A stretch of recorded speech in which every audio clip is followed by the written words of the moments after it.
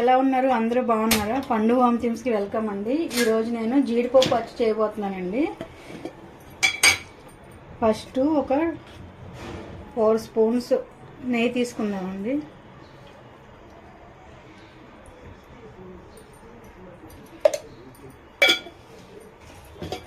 ఇవి జీడిపప్పు తీసుకున్నానండి ఈ కప్పుతో.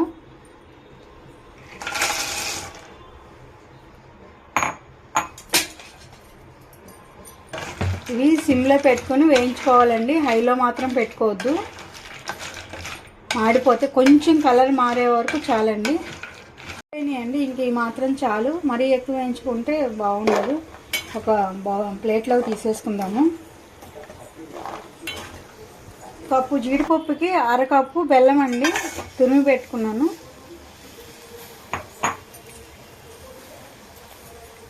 బెల్లం కరిగించుకోవడానికి కొంచెం వాటర్ పోసుకుందామండి, కొంచెం చాలు. మనం దీనిలోకి వడపోసేసుకుందామండి.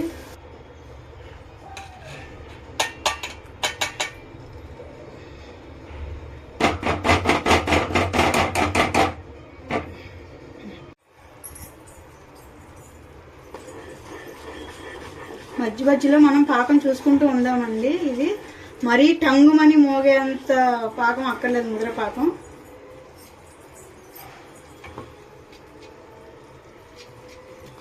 ఇంకొంచెం రావాలండి. ఈలోపు మనం యాలక్కాయల పొడి కూడా వేసేసుకుందామండి ఇందులో.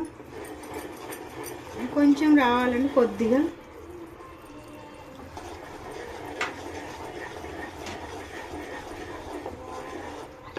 ఇప్పుడు చూద్దామండి.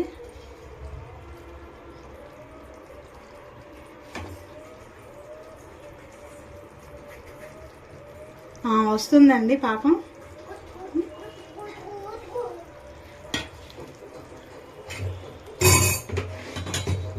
ఇప్పుడు మనం జీడిపప్పులు వేసేసుకున్నామండి.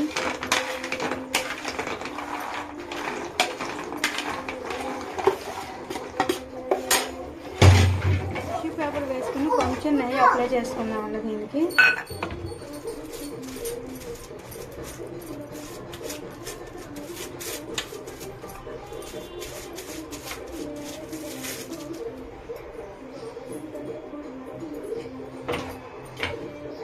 మనం ఇలా తిప్పుకుని ఒకసారి బెల్లం మొత్తం దీన్ని పట్టేలాగా దీన్నే పోసేసుకుందామండి.